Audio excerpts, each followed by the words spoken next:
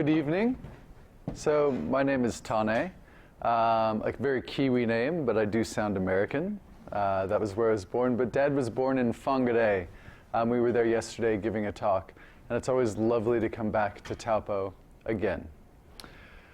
Right now, there are 6 people living in space, and 385,000 kilometers away, on the surface of the dark side of the moon, a cotton seed has just sprouted, making it the first leaf, the first sign of green outside of our planet on a celestial body in our solar system.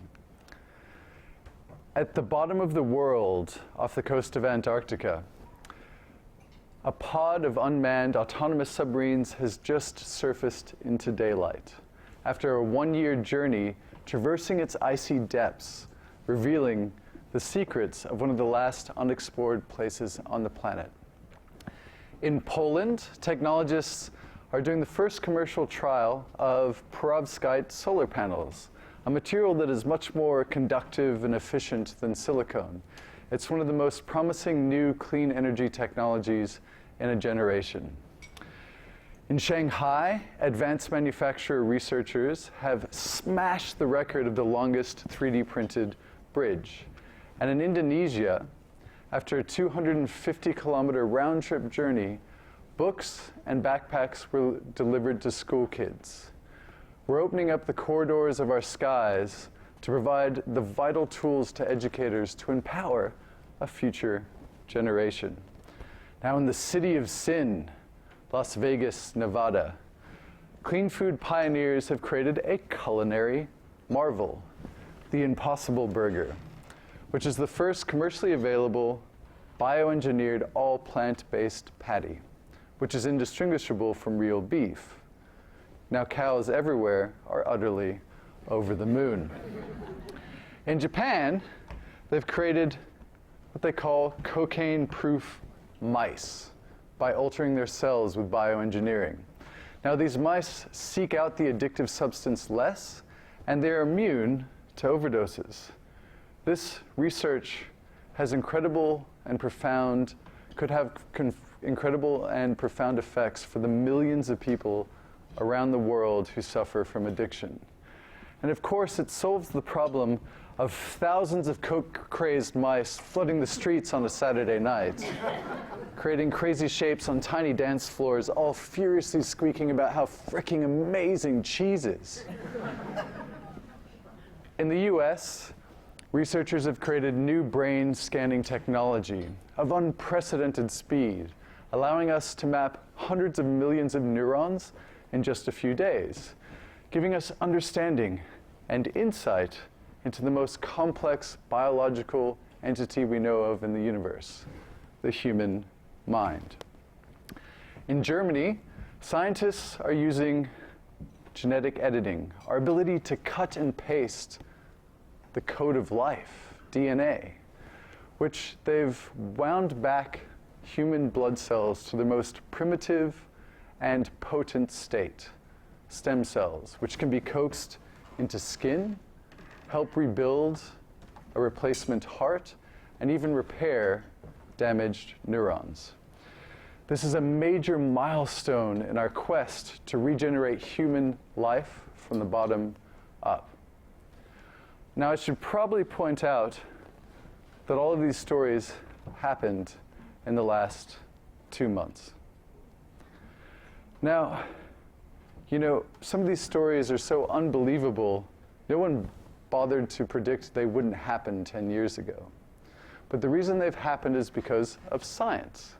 It's our ability to make the seemingly magical real, to bring what's in our imaginations into fruition.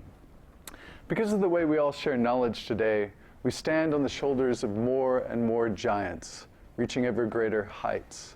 That's why things are changing so fast. Now, science isn't just about plants on the moon, cocaine-proof mice, plant-based hippie burgers, or medical advancements. As the wise Carl Sagan once said, science isn't just a body of knowledge, it is a way of thinking. It's the best method that humanity has to make sense of the world around us. And unlike ideology, science allows for correction. It constantly evolves. And given just a single piece of contrary evidence, it insists we rethink everything that we once knew. And as scientists, when we get it wrong, we actually get excited, because it means we've learned something. And that's why science is fucking amazing. It changes, those changes rapidly accrue, altering our world irrevocably. All right, so why is a bearded millennial who lives in Melbourne, who sounds like an American, who needs a haircut with terrible fashion sense, up here in Taupō talking to you about science? Well, science is the bedrock. It's the foundation of all the disruptive technologies that are affecting the world in which we all live. While you don't need to understand the science itself, we need to understand the importance of it. So today I'm going to take you on a little tour through the cutting edge of science and the technologies it enable that are disrupting the world, changing our economy, and really affecting the world in which we all live, work, and play. So I'm going to do that for the next 45 minutes. Is everyone okay to go on that journey? All right, awesome. Well, before we get to that, I have to give you, I'm afraid, a quick economic history lesson. Don't worry, I'll make it quick. It won't be too boring. So if you look back through history of human beings, it turns out that progress happens in three major areas of advancement. One, the way we communicate. Two, where we get our energy from. And three, how we move ourselves around. I'm talking language, fire, the wheel. So for example, in the first industrial revolution, we invented the telegraph, our ability to send information instantaneously across continents and oceans. Now, at the same time, we developed the daily newspaper, which brought information to the masses. Now, the printing presses that made those newspapers were powered by steam, because the British had learned to harness the power of coal and eventually led to things like electricity, something that we often take for granted. Now then we put those steam engines on rails and we opened up entire continents to commerce and trade. The next major upheaval came with the invention of the radio, the telephone, and the television, really ushering us all into the age of mass media. Now at the same time, we sort of discovered these mass pools of black dinosaur juice under the ground. Oil. Not only was it cheaper, more efficient, and much easier to transport, it powered these things. The automobile, which brought us the production line, became that engine room of the 21st century and transformed our cities, our communities, our towns, and eventually transformed the entire planet. But economic and industrial progress has come at a cost. It's become unequal, unfair, and it's damaging our environment. It's no longer that great source of sustainability and optimism. So, what do we do? Well, in the words of Buckminster Fuller, you don't change things by fighting the existing reality. To change things, you create a new model that makes the existing model obsolete. And that new model is emerging into full view. There's a new economic and industrial revolution underway. And you know how I know it's a revolution? Well, none of it is being taught in our schools. All right, so to take you on this journey, I need to go way, way back to the dusty, distant footnotes of history, back to the year 1995.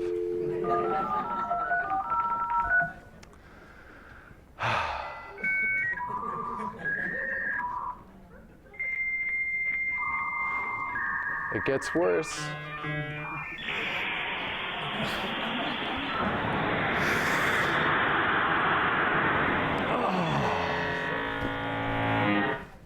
Anyone remember that beautiful sound? Well, that sound was beautiful to me because in 1995, that was the first time I heard it, and I got the internet. Now, I lived in rural New Mexico, and I was some sort of like weird jock nerd hybrid. Now, I played basketball for the First Baptist Church Warriors, and I had plenty of people to talk about basketball with, but no one to talk to about the Lord of the Rings.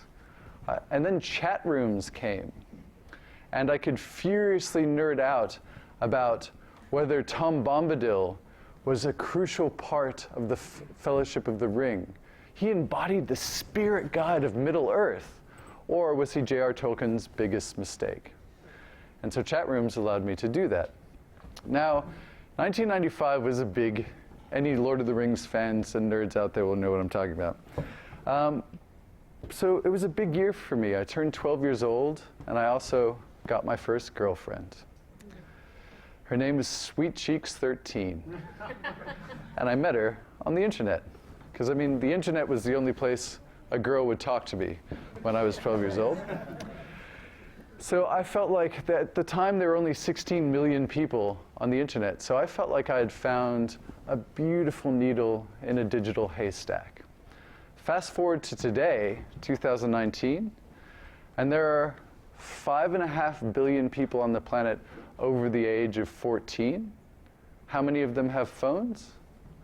5 billion. And 4 billion of them have smartphones. This is the quickest and largest uptake of a technology of all time. Never before have people adopted the smartphone at such scale and speed. And now more than half of humanity has access to the greatest information resource humanity has ever known. It's at their fingertips. It's the internet. Now, as we all furiously tweet, connect, and stream and download, we're creating trillions of terabytes of data. Now, not only do data flows allow for the better movement of goods, services, finance, and people, they have value in their own right. In fact, since 2015, data, those zeros and ones, have accounted for more global GDP growth than the world's entire physical goods trade. Data is the new oil. That is not some Silicon Valley soundbite, it is an economic reality. So, unlike oil, a centralized, hoardable resource, data is a lot cheaper and a lot more accessible. And it's really opening the door and opportunities for hundreds of countries, for millions of our fellow human beings, and small companies and startups, and allowing them to participate in the global economy, which they never had access to before. So why is data so powerful?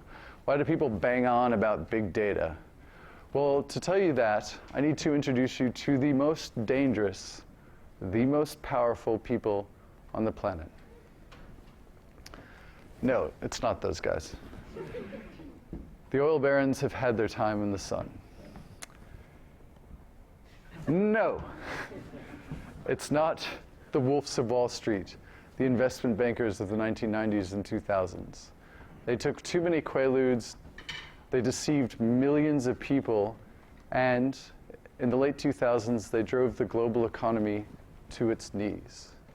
Now, the most powerful people on the planet in 2019 are, anyone know? The geeks. Because the geeks are working with code, and they're operating on completely different assumptions. Now, in the language of economics, code has what they call a 000 set of properties. What do I mean by that? Well, the first zero is zero marginal cost of production. So once I've built a new piece of code, it costs me nothing to create another unit. I can copy and paste it as many times as I want. How cool is that? It costs me the same whether I make 1 or 1 million. The second zero is zero friction of distribution.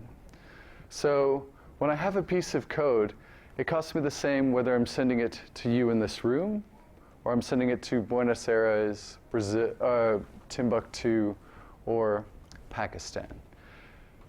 No trade wars, no tariff wars, no supply chains.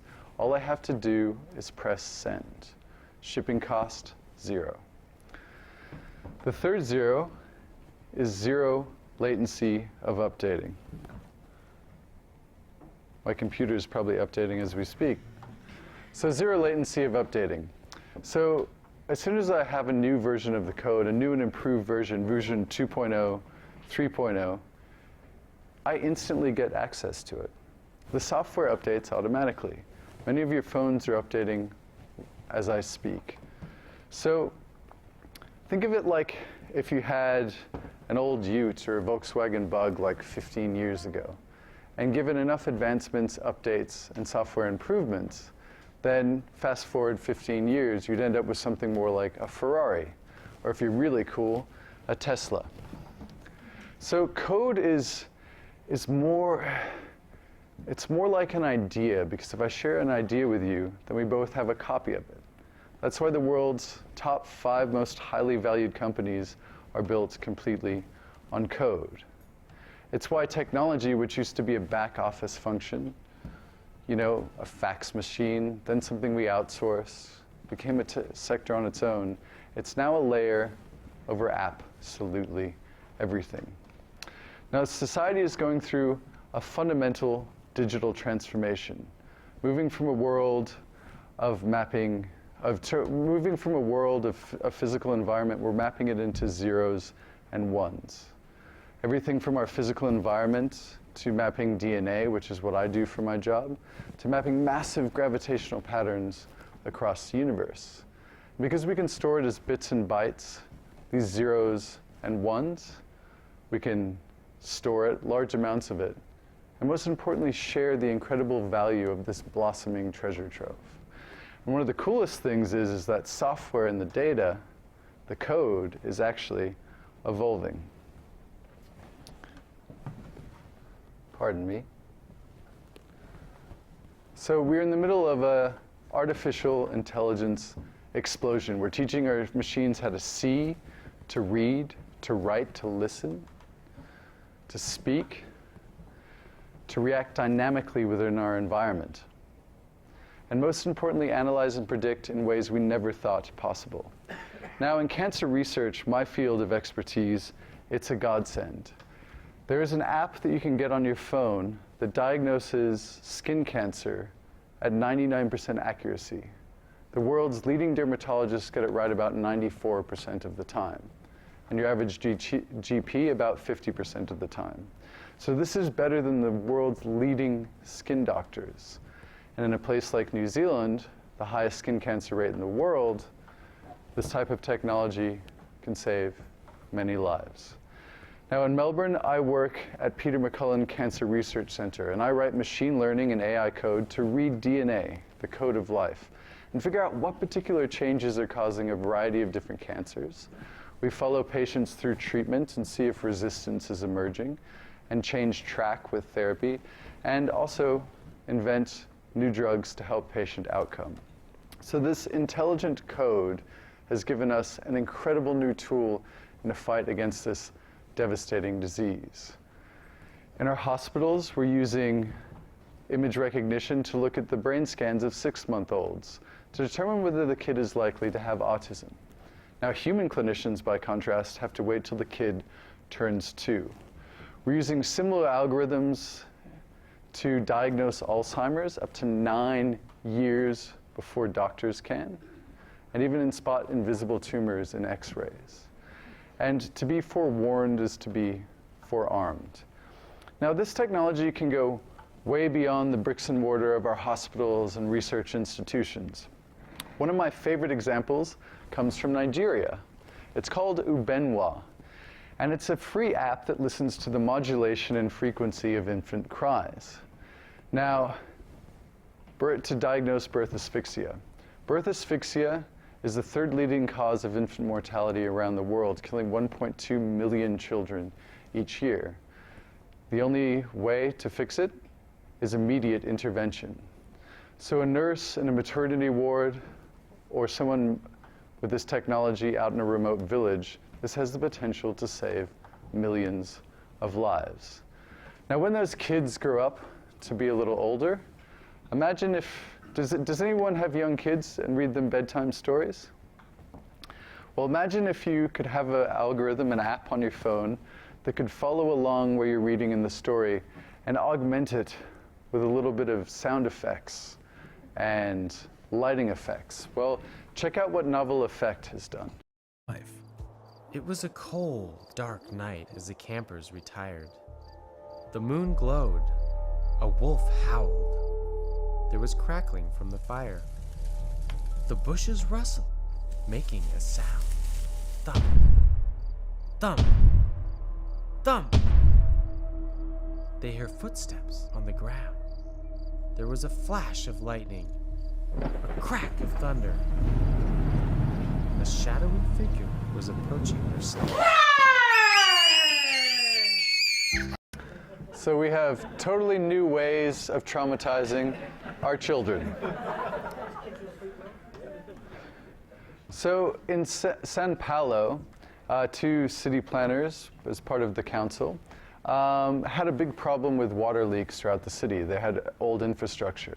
So they went to researchers and created an app which listened to the water pipes to figure out where the leaks were, because they're often in buildings or undergrounds. It reduced the time to find these leaks from around 4 weeks to 2 days. Google had bought a company that created an algorithm which monitored all the energy uses in their data servers. They have a lot of them. It costs them a lot of money. The simple piece of code reduced the price by 20% and increased cooling efficiency by 40%, saving the company hundreds of millions of dollars. JP Morgan, this is a pretty boring example, but JP Morgan trained an algorithm to read commercial loan agreements, to figure out the errors. Not a very sexy, example of this. However, it saved the company 360,000 hours of billable legal time.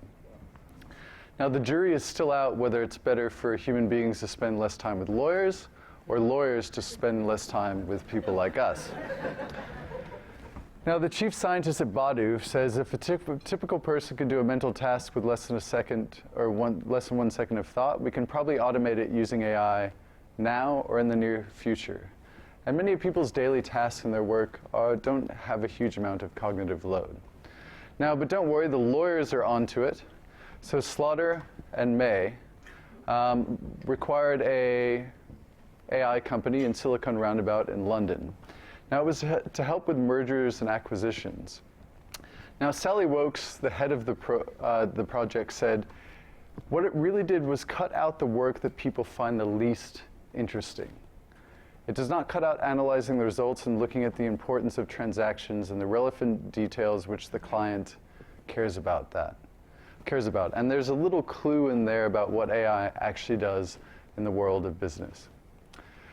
Goldman Sachs, now they created an AI algorithm, so IPOs used to be done by highly paid analysts, and it used to be sort of a dark art. Well, this algorithm, a simple piece of code, took away 50% of that process. Interestingly enough, there was no impact on headcount. Instead, these analysts got to develop business strategy and the important stuff like picking up the phone and talking to clients. So it's not about replacing you, it's about augmenting you. For example, Professor Curtis Langlotz, one of the world's best radiologists from Stanford University, I like what he has to say when he was asked about the threat of AI and the robots coming to steal all our jobs. He says, well, artificial intelligence won't replace radiologists. Those radiologists who use artificial intelligence replace the ones that don't. And just replace radiologists with whatever industry job title you care to use. Again, it's not about replacing you, it's about augmenting your skills, not replacing them.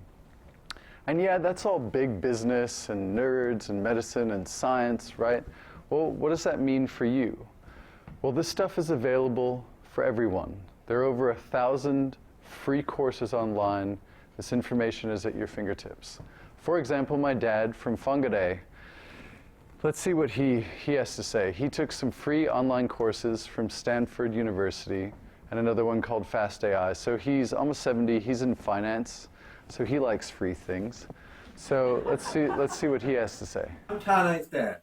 I've just taken several machine learning AI courses, one from Stanford, two from Fast AI.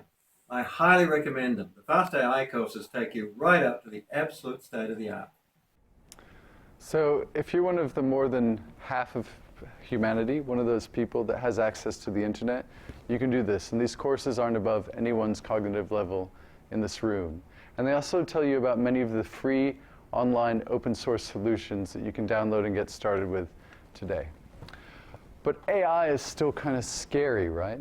It still makes me uncomfortable. I mean, what if a machine can emulate a human's voice? Well, Google announced Google Duplex last year. Appointment for you. Let's listen.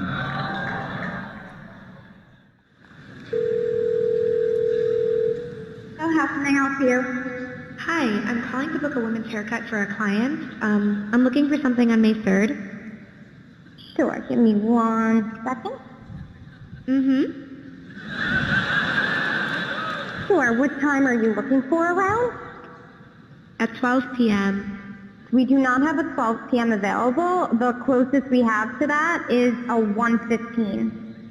Do you have anything between 10 a.m. and 12 p.m.? Depending on what service she would like. What service is she looking for? Just a woman's haircut for now. Okay, we have a 10 o'clock.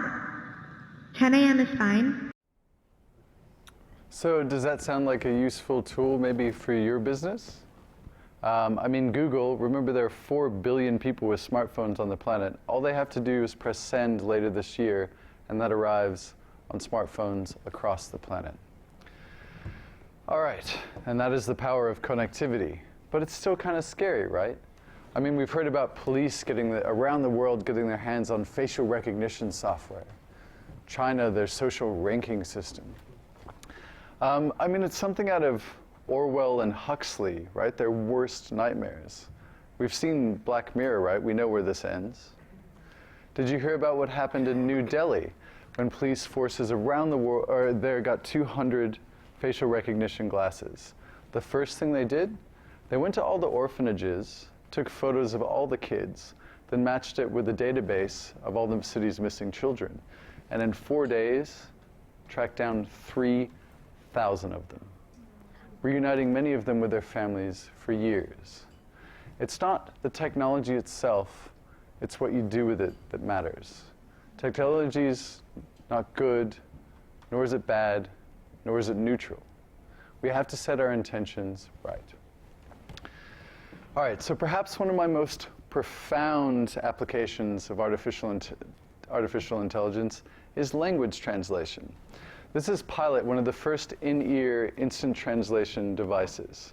So it gives you the ability to translate and talk to someone in any language in instant time. Now, it's for Hitchhiker's Guides to the Galaxy fans out there, this is the real-life Babelfish. And this is just getting started. Since the dawn of time, our ability to understand each other has been a key impediment towards human progress. With the lifetimes of everyone in this room, those barriers are going to fall away. All right, we're even learning to translate the human brain. So because we can turn our brain waves into zeros and ones, like that story I told you about earlier in the opening 9 stories, we can put this into zeros and ones and begin to talk to our machines. Now, basically, creativity and imagination is the only thing stopping us from what we possibly could do. So check out, this is the highest resolution brain scan, mapping hundreds of millions of neurons and where they fire and what's actually going on in the brain. They use this kind of technology to help this disabled person who is in a wheelchair for the last 10 years of their life. Last month, I went to this speedway in Brazil, and I had this opportunity to drive a race car using my mind. The car, it doesn't have pedals, it doesn't have a steering wheel, it doesn't have anything. It's just him and his mind driving it forward. It blew my mind. It was very challenging to really concentrate and and to feel that I was controlling the car. The team leader came to me and asked me, "Are you okay, Rodrigo? Can we start?" Suddenly it was me, the car, and the track.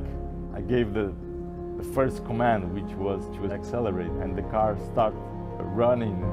It was unbelievable for me to have this opportunity. I grew up loving Star Wars, so the idea of just moving an object with my mind is already the stuff of science fiction and the stuff of fantasy. That alone is cool. But driving a Formula One car, it takes it up to another level. Thank you, Tane. Thanks to you, I am the first person in the planet that has driven a Formula One car using bot.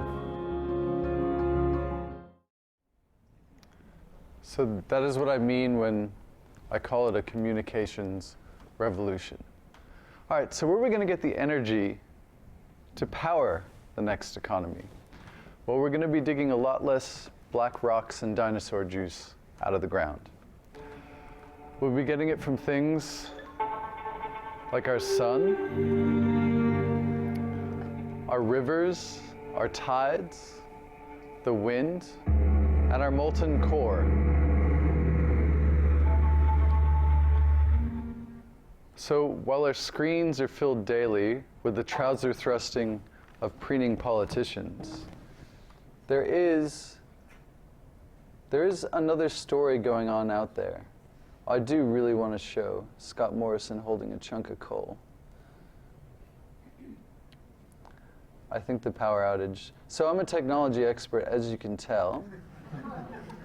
I'm really on top of this stuff. So, but I'm not sure this fellow is. Cool. So while our screens are filled daily with people like this, preening politicians, what's actually going on is very different. There is an energy revolution going on in the background. And actually, it's not being driven by politics or altruism or environmentalism. It's being driven by the bloodless logic of the marketplace. So worldwide, investments in renewable energies far outstrip that of fossil fuels. Today, we spend more than twice the amount on clean energy than we do on dirty. So Michael Liebrick, the head of Bloomberg Energy Finance, has said that there's two major tipping points in the way to clean energy future. The first is when it is cheaper to build new solar, wind, geothermal, hydro plants than it is to build new coal, oil, and gas plants. And we're actually well past that. The second major tipping point comes when it's actually cheaper to build renewable energy sources than it is to continue to run existing gas, coal, and oil-fired power plants. And currently in 40 countries around the world, that is true. In the UK, for example, the birthplace of the first industrial revolution, so right now, the experts on energy are flabbergasted. It has exceeded all of their expectations.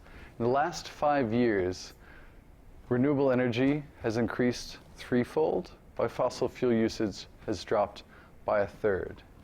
Now, they went 70 days, non-consecutive days last year without burning any coal, and their usage dropped to 1% for electricity during last year's summer, which was the highest energy demand that they had. Now, as a result, carbon emissions in the country have dropped to the lowest level since 1890. That's when Queen Victoria was still on the throne. Now, coal plants like this are long gone. They've been replaced by, let's be honest, penthouses for rich Russian oligarchs. But a few kilometers down the Thames on the iconic Blackfriars Bridge, it is now covered in super sexy solar panels. Now, across the pond to their almost newly divorced neighbors, Europe, coal is winking out.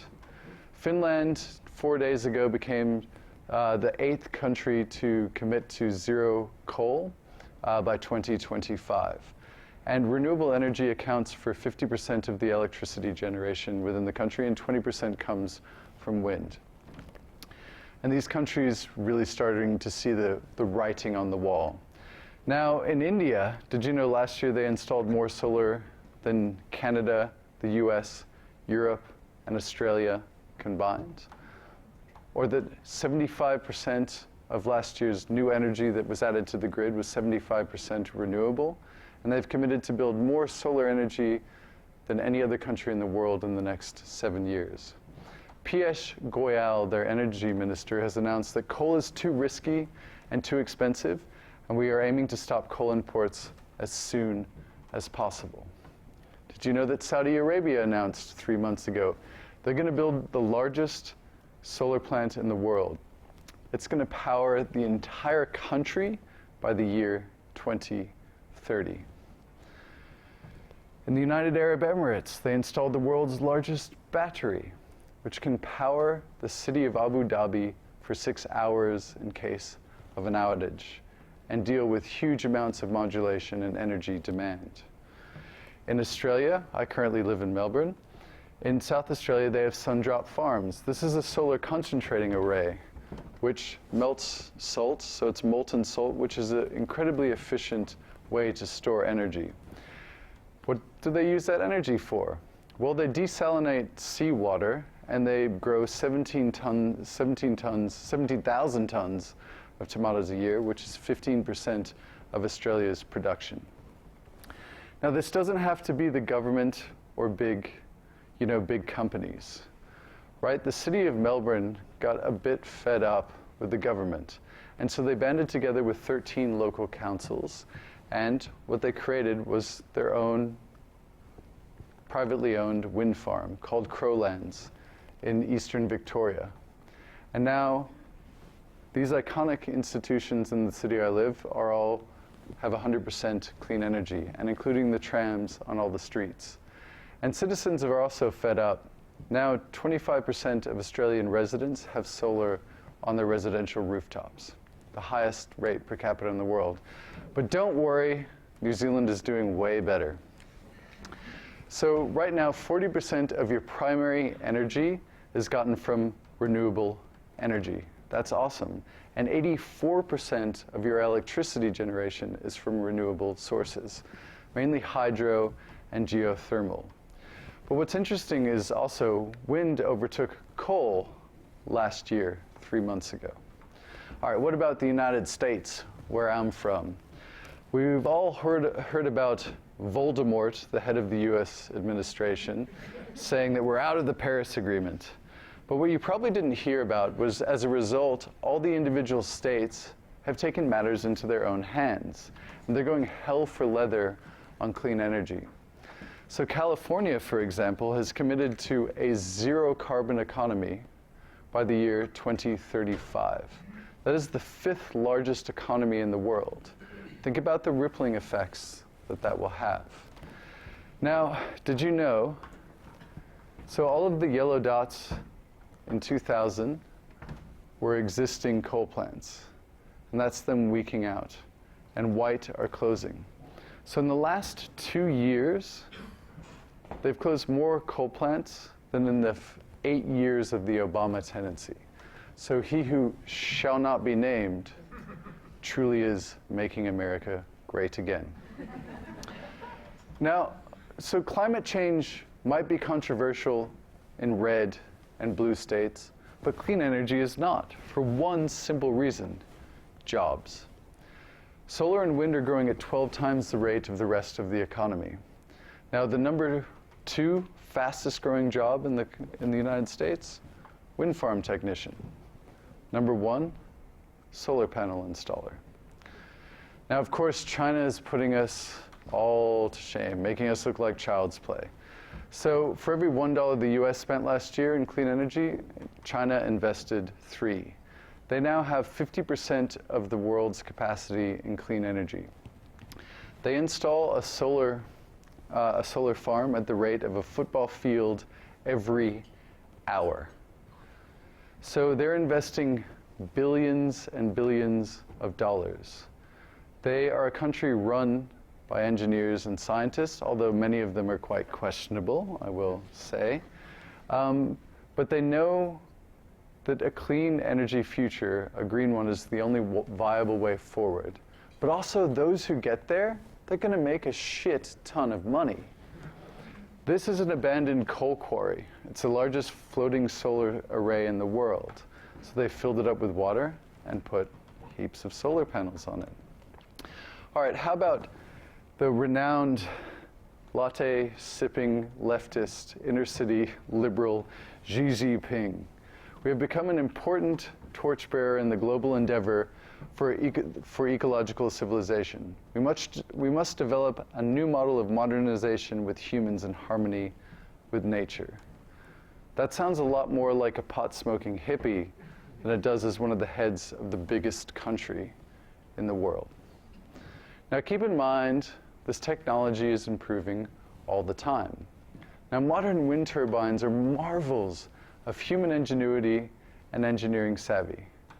They have 3 times the capacity and generate twice the amount of electricity than their predecessors just a few years ago. And when you take these turbines to different places, like offshore, you can open up vast parts of the planet to harness the power of wind. And offshore, it's much less turbulent and much more consistent.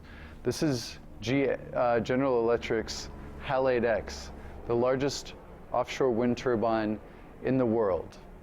It is as tall as the Eiffel Tower, and each blade is longer than the Statue of Liberty. Now, it's not only about solar, wind, geothermal, hydro.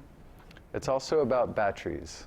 For example, Tesla's battery in South Australia, the second largest in the world now, as a few weeks ago.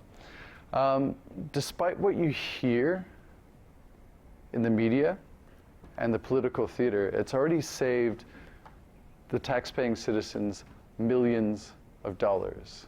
And it's providing that crucial link for wide-scale grid integration and to deal with the modulation of differing energy demands. And also the vital test data for the next wave of the energy revolution. Now that next wave is more than batteries. It's about integrating cognitive code, AI, into our energy grids, making them far more efficient. It's about better industrial processes, zero carbon building materials, precision agriculture, vertical farming. It's about using new materials like graphene and perovskite. I mean, we're even installing solar into clear glass. Now, thanks to a father-son team in Perth. Now, just think what that means. Let's see what they've done, and then think about it in the context in the world that we live.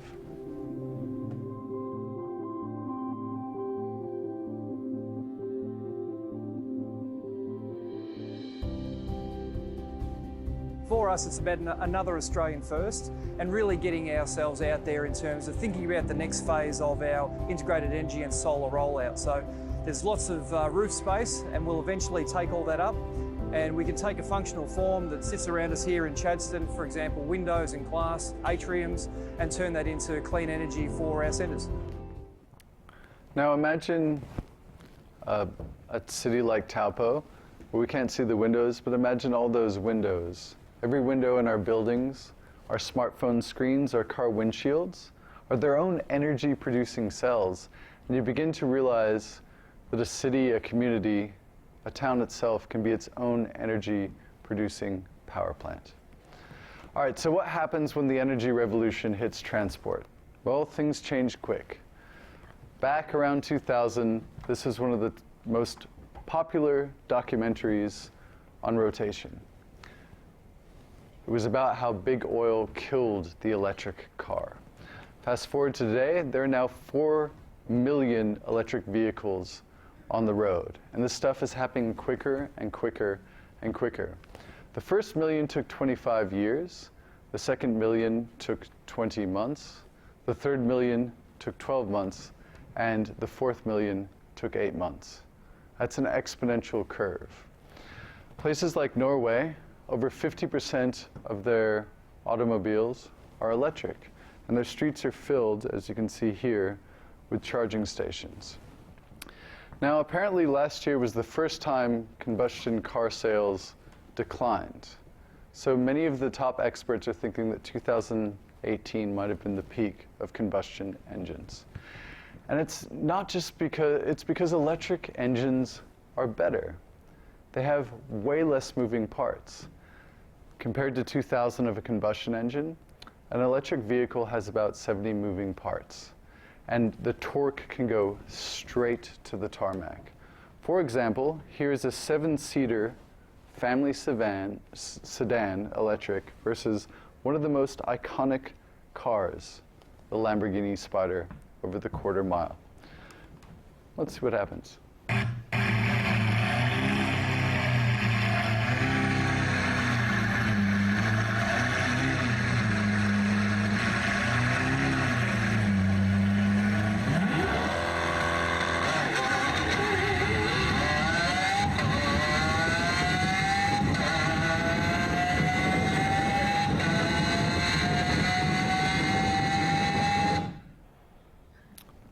Oops. And many countries around the world are responding. So we've seen a raft of bans on petrol and diesel-powered cars across Europe, right? Norway, Germany, Netherlands, France, Sweden, United Kingdom, Scotland, and Denmark. But, you know, there are a bunch of environmentalists, lefty, latte-sipping, you know, they're Europeans. What about India? They announced a complete ban on petrol and diesel-powered cars by 2030. And China, the largest car market in the world, has announced a complete ban by 2040. And that's why all the big car manufacturers are diving in. All right. General Motors believes in an all-electric future. Ford, yep, we're all in. Mercedes-Benz, there's no alternative to betting on electric cars, and we're going all in. It's starting right now.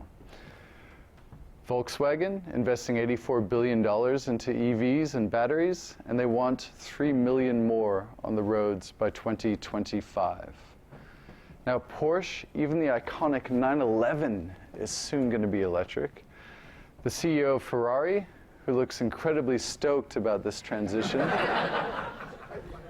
by 2022, nearly 60% of the models we produce will be built around hybrid powertrains. Volvo, they're only going to be producing electric and hybrid vehicles from 2019. Wait, that's this year. Now, if you're sick of being mansplained the car market, let's talk to someone else. Mary Barra, the CEO of General Motors. We're in the midst of seeing more change in the next 5 years than we've seen in the last 50.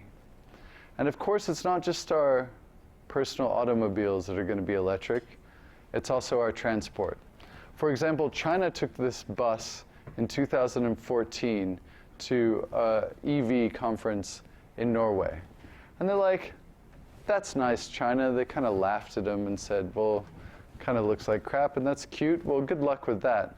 Fast forward to today. The entire city of Shenzhen, one of the largest cities in China, has electrified their entire bus fleet. Now, and 98% of its taxis. To put that into perspective, that is 5 times larger than New York's bus fleet. And as a result of the success of this project, because they have less moving parts, they're just better, they're great for governments to invest in for public transport, they're rolling it out across the country. And at this rate, they're adding a bus fleet the size of London's every 5 weeks. And it's not just that our bus fleets are going to be, and taxis are going to be electric, it's that they're going to be autonomous and driverless, driven by intelligent code, like artificial intelligence. Now, many people think that this isn't already here, but it is. Driverless cars have completed over 90 million kilometers on roads in 70 cities around the planet. And what's interesting is the data is super clear.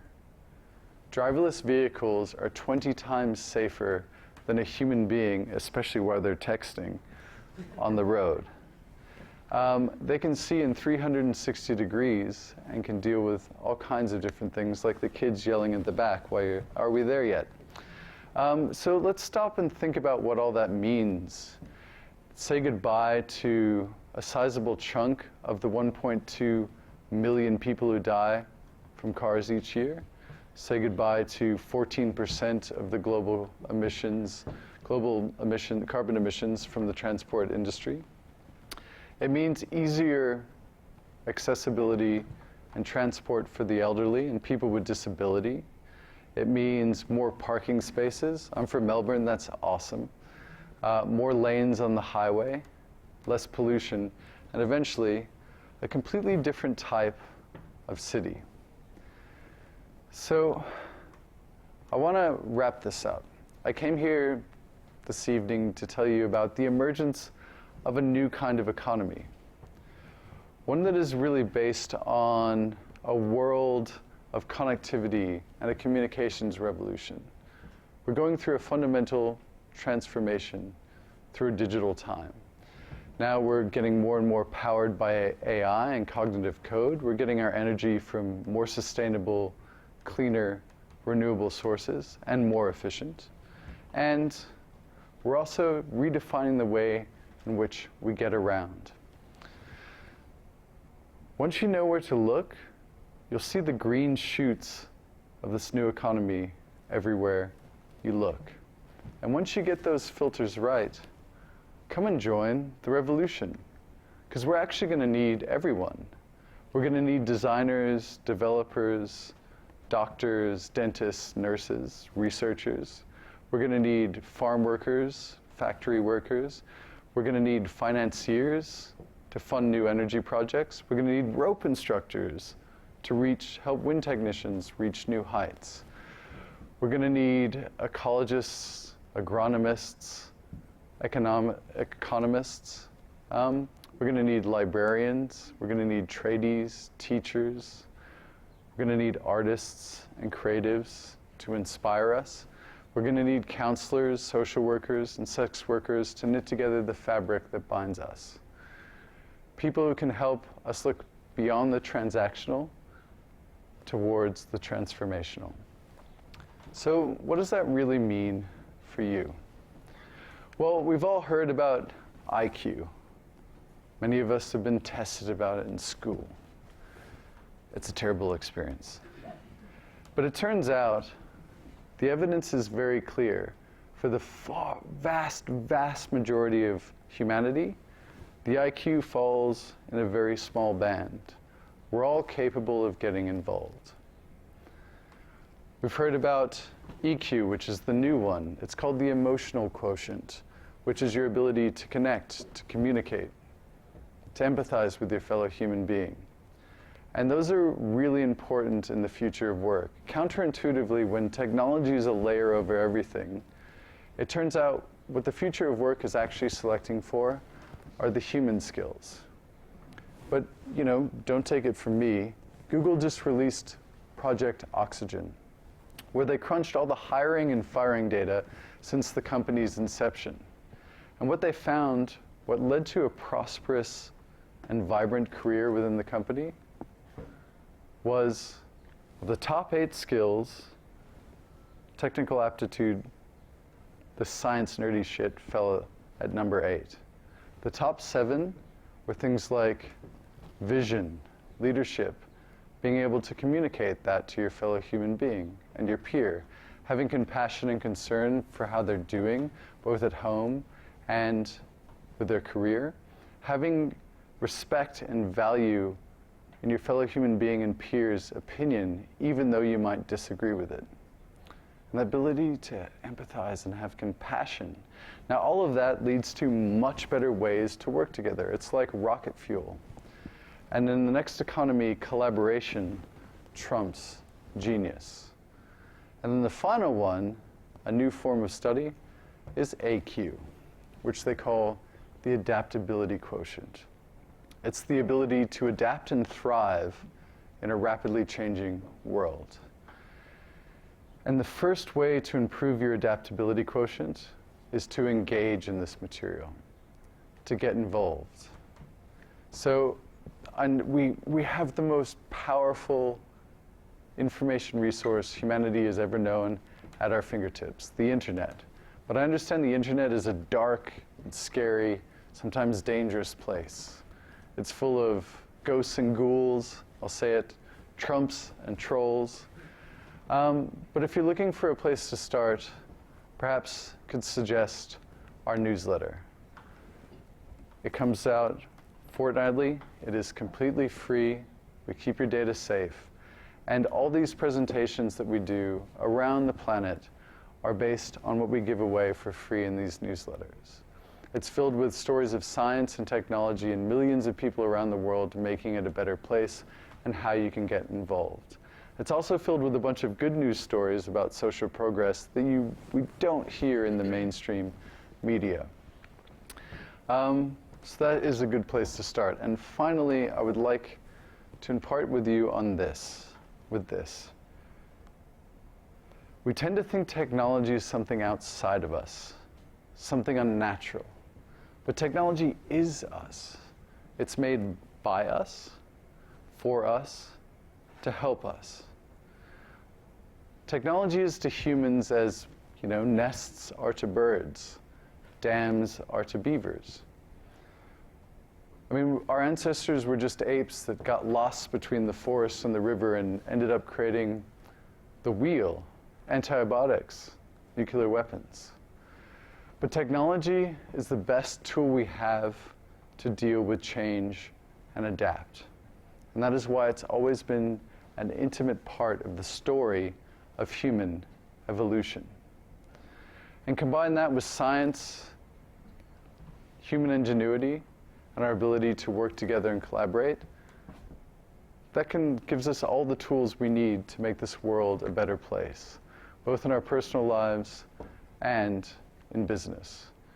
They've given us intelligent reason to believe that, action is possible, that better solutions are available, and a better future can be built. And that common belief in a better future is one of the strongest glues there is. It gives us the opportunity to respect one another, to love one another, and to work together. And that is an explosive force in the world in which we all live, work, and play. Thank you.